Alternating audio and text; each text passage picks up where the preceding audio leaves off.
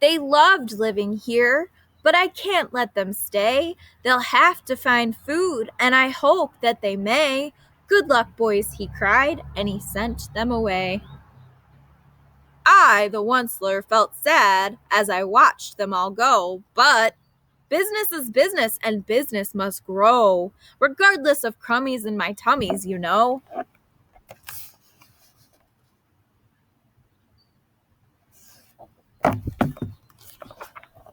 I mean no harm, I most truly did not, but I had to grow bigger, so bigger I got. I biggered my factory, I biggered my roads, I biggered my wagons, I biggered my loads. Of needs I shipped out, I was shipping them forth to the south, to the east, to the west, to the north. I went right on biggering, selling more needs, and I biggered my money, which everyone needs.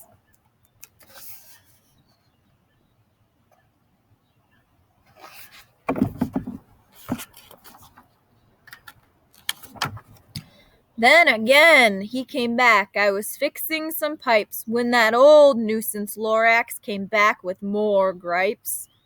I am the Lorax.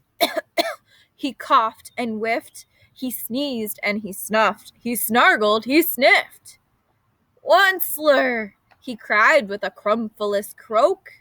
Onceler, you're making such schmogglous smoke.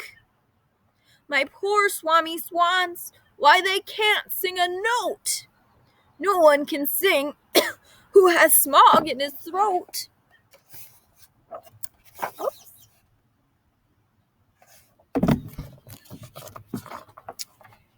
And so, said the Lorax, please pardon my cough. They cannot live here, so I am sending them off. Where will they go? I hopefully know. They may have to fly a month or a year to escape the smog you've smogged up around here.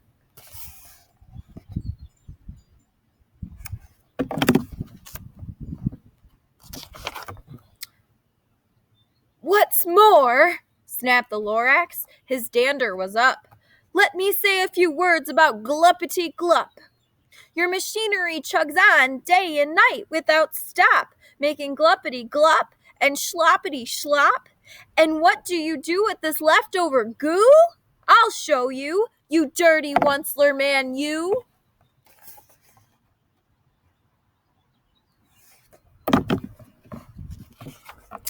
You're glumping the pond where the humming fish hummed. No more can they hum, for their gills are all gummed. So I'm sending them off. Oh, their future is dreary. They'll walk on their fins and get woeful weary in search of some water that isn't so smeary.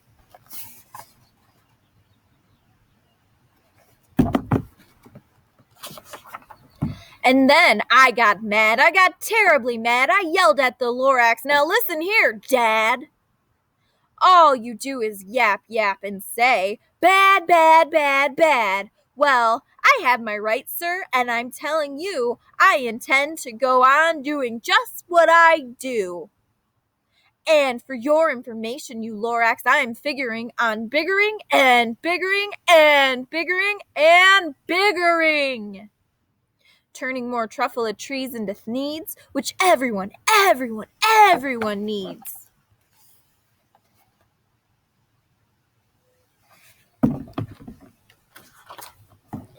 And at that very moment we heard a loud whack. From outside in the fields came a sickening smack, and all on a tree. Then we heard the tree fall, the very last truffula tree of them all.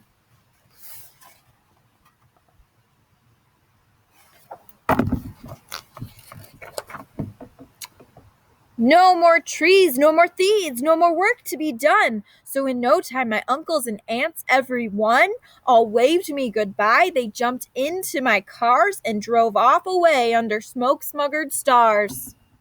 Now all that was left 'neath the bad-smelling sky was my big empty factory, the Lorax, and I.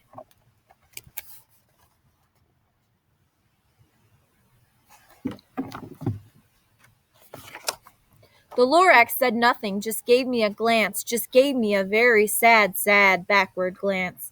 And he lifted himself by the seat of his pants. And I'll never forget the grim look on his face when he hoisted himself and took leave of this place through a hole in the smog without leaving a trace.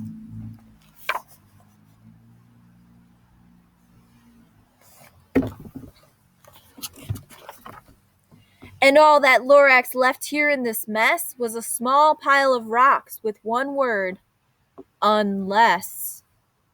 Whatever that meant, well, I couldn't guess. That was long, long ago, but each day since that day I've sat here and worried away. Through the years while my buildings have fallen apart, I've worried about it with all of my heart.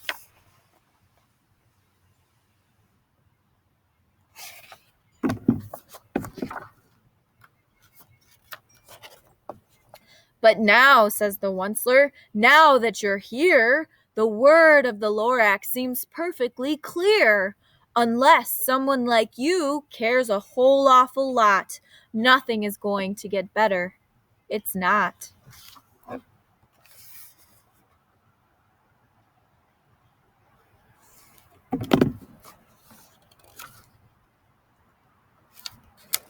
So, catch, calls the Onceler. He lets something fall. It's a truffula seed, the last one of all. You're in charge of this last truffula seed, and truffula trees are what everyone needs. Plant a new truffula, treat it with care, give it clean water, and feed it fresh air. Grow a forest, protect it from axes that hack. Then the Lorax and his friends may all come back.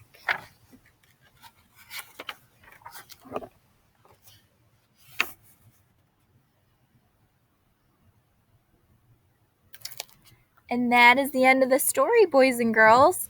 I think that's a really important one. It just kind of reminds us how we need to take care of our environment. We need to pick up after ourselves. When we do that, it's good for the animals that are in nature that can't do it for themselves. It's good for the plants. We all need things to stay nice and clean, and nature is beautiful and it's good to protect it. So I really like that story. It's a very great lesson. Remember, one of the resources that Mr. Popovich showed you, if you really, really love Dr. Seuss like I do, is Seussville.com. That's on the website resources. So if you enjoy that, I think they even have a Lorax game and some clips from the Lorax movie that came out a long time ago on there. So go check that out. I'll see you tomorrow with the new Dr. Seuss book. Bye.